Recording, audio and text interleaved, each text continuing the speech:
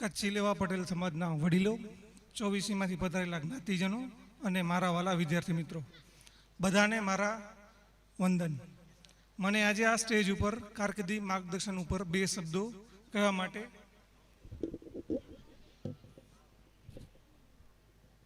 આમંત્રિત કરવામાં આવ્યો છે. તો હું થોડી મારી કારકિર્દીની જર્ની વિશે અને તમને શું શું ધ્યાન રાખવું જોઈએ એના વિશે બે શબ્દો કહીશ. તો અત્યારે જે વિદ્યાર્થી મિત્રો 12મા ધોરણમાં અભ્યાસ કરતા હોય અને આગળ કારકિર્દી બનાવવા ઈચ્છતા હોય એ બધા વિદ્યાર્થીઓને જ્યારે આપણે એક્ઝામ આપી અને જે સમયગાળો મળે તે દરમિયાન આપણે અંદાજે ખબર જ હોય છે કે આપણે કેટલા પર્સન્ટેજ આવશે.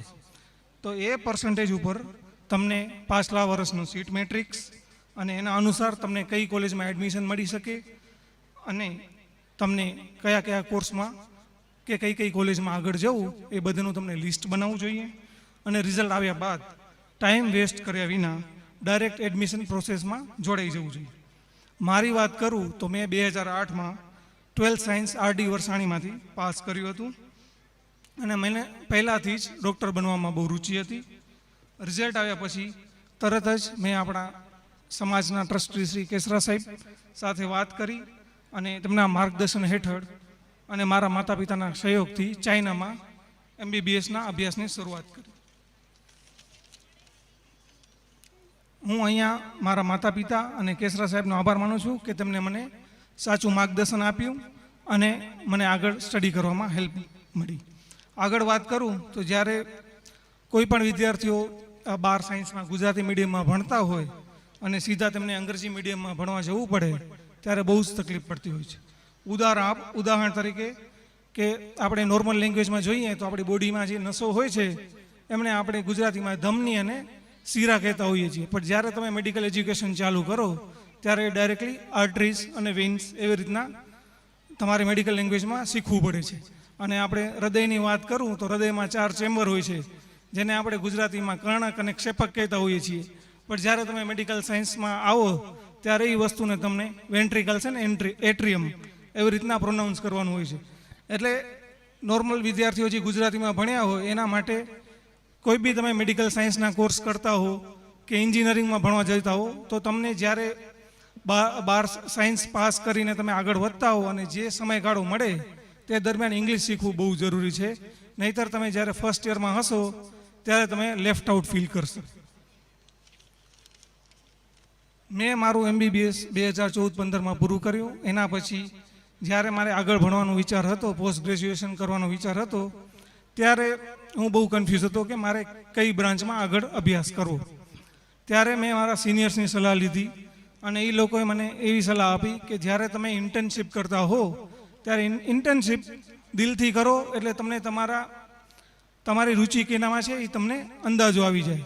તો હું બધા આપણા જે વિદ્યાર્થીઓ અત્યારે કોલેજમાં કે ભણતા હોય તો તેમને હું એમ જ કહીશ કે તમે થિયોરેટિકલી નોલેજ તો લેતા જ હો છો, પણ સાથે સાથે how to apply in practical world, કે તમે આ વસ્તુ પ્રેક્ટિકલી કેવી રીતના અપ્લાય કરી શકો એ બધું શીખવું બહુ જરૂરી છે.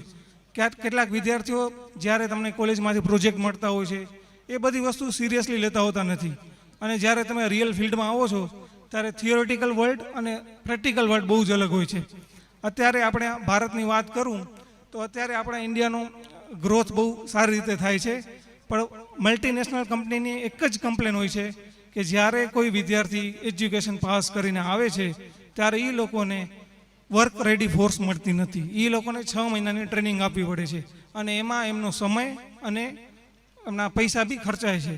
તો મારે વિદ્યાર્થીને એટલું જ કહેવું છે કે જ્યારે બી તમે કોઈ બી ડિગ્રી કરો એમની સાથે પ્રેક્ટિકલ નોલેજ જરૂર લેજો.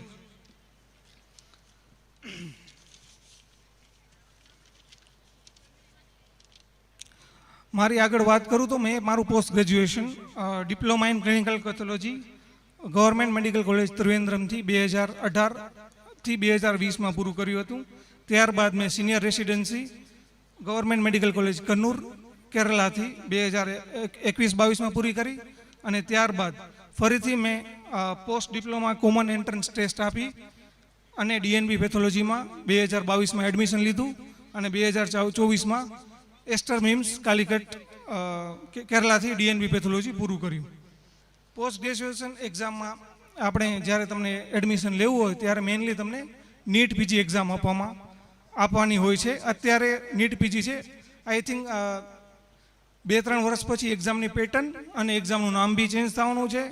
એક્ઝામનું નામ અપ્રોક્સિમેટલી આઈ થિંક નેક્સ્ટ થશે. અને અત્યારે એક્ઝામ MCQ બેઝ પેટર્ન ઉપર હોય છે, પણ આઈ થિંક આવતા 2 વર્ષથી 2 સ્ટેપમાં ડિવાઈડ થઈ જશે. ફર્સ્ટ તમને MCQ એક્ઝામ આપવાની રહેશે અને ત્યારબાદ પ્રેક્ટિકલ એક્ઝામ બી લેવાશે અને બંનેનો સ્કોર ઇક્વલી ગણાશે. અને મને ઘણા બધા પૂછતા હોય છે કે MDમાં અને DNBમાં અને શું ડિફરન્સ હશે. તો જે બી વિદ્યાર્થીઓ MBBSમાં અભ્યાસ કરતા હોય તેમને અત્યારે ક્લિયર કરી દઉં કે MD પેથોલોજી મતલબ MDમાં તમે જે બી કોર્સમાં એડમિશન લેતા હો તો MD છે એ લોકલ યુનિવર્સિટી થ્રુ હેન્ડલ થાય છે, જ્યારે DNB સેન્ટ્રલ બોર્ડ થ્રુ થાય છે. DNB મેઇનલી હેન્ડલ આપણે નેશનલ બોર્ડ ઓફ એક્ઝામિનેશન દિલ્હીથી થાય છે. જ્યારે MDની તમે એક્ઝામ આપો ત્યારે તમારે ગુજરાત યુનિવર્સિટી હોય કે કચ્છ યુનિવર્સિટી એના લેવલ એક્ઝામ લેવાય છે. બંનેમાં એન્ટ્રન્સ ટેસ્ટ સેમ જ હોય છે, પણ એક્ઝિટ એક્ઝામ બંનેમાં ડિફરન્સ હોય છે. જ્યારે તમે DNBની એક્ઝિટ એક્ઝામ આપો ત્યારે DNBમાં તમે જે સ્ટેટમાં કર્યું હોય એના કરતાં બીજા સ્ટેટમાં એક્ઝામ લેવાય છે. જેમ કે મેં કેરલાથી કર્યું તો મારી એક્ઝામ કર્ણાટક ખાતે બેંગ્લોર મેડિકલ કોલેજમાં એક્ઝામ લેવામાં આવી હતી. જ્યારે તમે MD કરો ત્યારે સેમ જ કોલેજમાં તમારી એક્ઝામ લેવાય છે અને તમે તમારા એન્વાયરમેન્ટમાંથી વાકેફ હોય છો. જ્યારે DNB પાસિંગ પર્સન્ટેજ બહુ જ ઓછા હોય છે, 18 to 20% પાસિંગ રેટ છે. કારણ કે તમારું એન્વાયરમેન્ટ અલગ હોય છે, લેંગ્વેજ અલગ હોય છે અને જે એક્સટર્નલ એક્ઝામિનર તરીકે આવતા હોય છે એમને તમે જરાય ઓળખતા નથી. અને અહીંયા આજે મને મોકો મળ્યો છે તો હું થોડો તમને મારા ફિલ્ડ વિશે જણાવી દઉં કે ઘણા બધા જ્યારે હું એમ કહું કે હું પેથોલોજી છું તો એ લોકોમાં ટેકનિશિયન સમજી લેતા હોય છે. એટલે પેથોલોજી છે ડૉક્ટર જ હોય છે અને પેથોલોજી બહુ વિશાળ ફિલ્ડ છે. પેથોલોજી મેઇનલી સબ ડિવાઈડ કરીએ તો 3 ડિવિઝનમાં આવે છે. પેથોલોજીમાં મેઇન તમે હિસ્ટોપેથોલોજી, સાઇટોપેથોલોજી અને હેમેટોપેથોલોજી. તો હિસ્ટોપેથોલોજીમાં આપણા શરીરમાં જે કેન્સરની ગાંઠો થાય છે એની તપાસ થાય છે. હેમેટોપેથોલોજીમાં આપણે લોહી અને લોહીને લગતા જે બી કેન્સર હોય એમની તપાસ થાય છે. અને સાઇટોપેથોલોજીમાં આપણે બહાર જે આપણે થાઇરોઇડમાં ટ્યુમર થઈ હોય કે જે બી ટ્યુમર થઈ હોય એમને નીડલથી એસ્પિરેટ કરી અને એમની સ્લાઇડની અંદર એક્ઝામિનેશન કરવામાં આવે છે. અને આ બધી પ્રોસેસ બહુ જટિલ હોય છે. તો બસ આટલું કહી અને હું વિરામ લઈશ. મને શાંતિથી સાંભળવા બદલ તમારો આભાર.